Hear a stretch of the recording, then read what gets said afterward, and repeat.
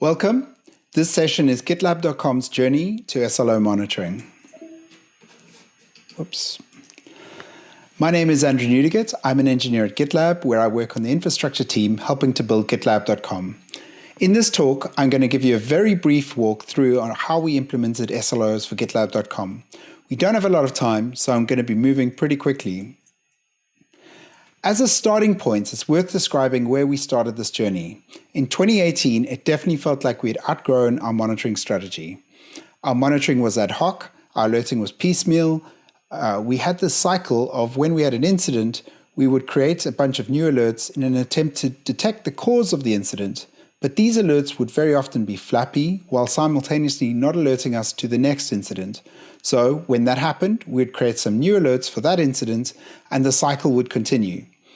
Another problem was that we maintained our dashboards manually, so often during an incident, we would discover that a really important dashboard was broken, and we had to spend time trying to fix it instead of focusing on the incident itself.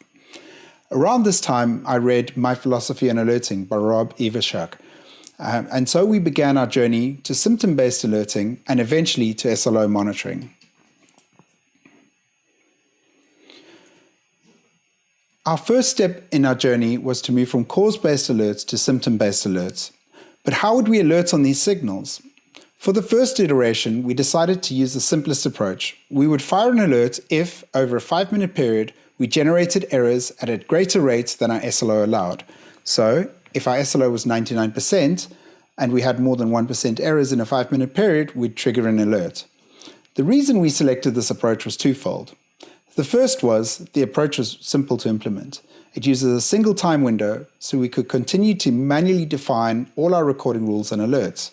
But what's more, at the time, we didn't know any better. It was the only approach that we had considered. But the problem was that the alerts were no less flappy than before, and we experienced a lot of false positives. Luckily, around this time, Google published the SRE workbook, and we learned about multi-window, multi-burn rates alerting, as described in the chapter Alerting on SLOs. We wanted to move over to this approach, but it was unfeasible to do so while maintaining the recording rules manually. The solution we arrived at was to develop a simple DSL for describing our SLOs and our SLO monitoring. We were already modeling our application as a series of services. The next step was to break each service down into a series of components.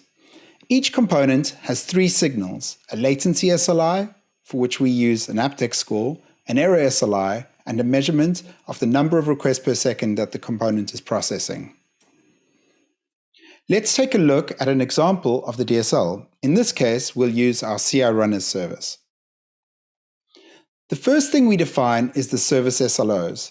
We have one for aptX and another for error rate. We then go on to define a number of components. In this example, I'll walk through the shared runners component, which is our hosted runner fleet used by GitLab.com customers. For each component, we include some ownership information and a description.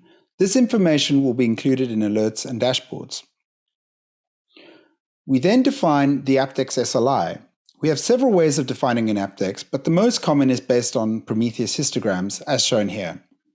We use an abstract description using the histogram metric name, the selectors we will need to filter the metric, and the latency threshold that the SLI should complete within. For the request rate, we most commonly use a rate over a counter metric, as shown here. Again, we define the metric name and the selectors. Finally, we define the error rate SLI, again using the rate, while making sure that the selector only includes the appropriate failure series. From this definition, we generate our Prometheus recording rule configuration. We generate one recording rule per SLI per time window. The recording rules also include appropriate aggregations. Here you can see that our histogram aptX has generated recording rules for each time window, including 5 minutes, 30 minutes, 1 hour, and so on. We then also generate our SLO alerts from the DSL. Each SLI has several alerts, including, of course, SLO violations. The alerts consume the recording rules that we generated in the previous step and use a multi-window, multi-burn rate alert expression described in the SRE workbook. and using, of course, the SLO thresholds that we defined in the DSL. Of course, we can also use our DSL to generate dashboards. We do this by leveraging the Graphonet library. We have a dashboard for each service and a row for each component of that service. The row has 4 panels, one for AppDex, one for errors, one for RPS, and finally a markdown panel with the description and links to other observability tools related to the component, which an engineer who's on call may find useful during an incident. Each SLI panel has a consistent representation. We use a 5-minute time window for the main series and include 2% and 5% SLO thresholds on the dashboard. Another useful feature is the color-coded status panel, which will quickly draw your eye to any SLO violations on a busy dashboard. These panels are designed to display aggregated metrics, but sometimes you need to dive further into detail. For that, we also include extra detail in collapsed rows, one for each component. At this level, we present the same metrics, but include percentile latency, latencies broken down by certain labels, and error burn by label, which shows how different labels contribute to the overall error burn rate. We call this error attribution. So that's all I have time to show you in this talk, but before I finish, I'd like to wrap up by describing some of the benefits we've seen by moving to SLO monitoring. I'd say the greatest benefit has been standardization on an organization-wide language for availability.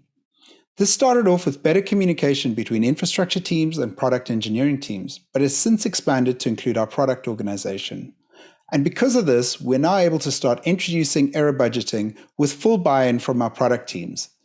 Another advantage is that our dashboards are really consistent and reliable. This consistency allows operators to navigate quickly during an incident to isolate the cause of a problem. The third advantage of using a DSL is that we have significantly reduced the barrier for engineering teams to maintain their own SLIs. And of course, another advantage of SLO monitoring is that our alerts are precise and consistently specified across the application. Finally, everything I've spoken about today is open source, so if you're interested in the details, you're welcome to take a look at our runbook repository. The link is on the screen. If you have any questions, I'll be in the Slack channel for this session now. Thank you very much.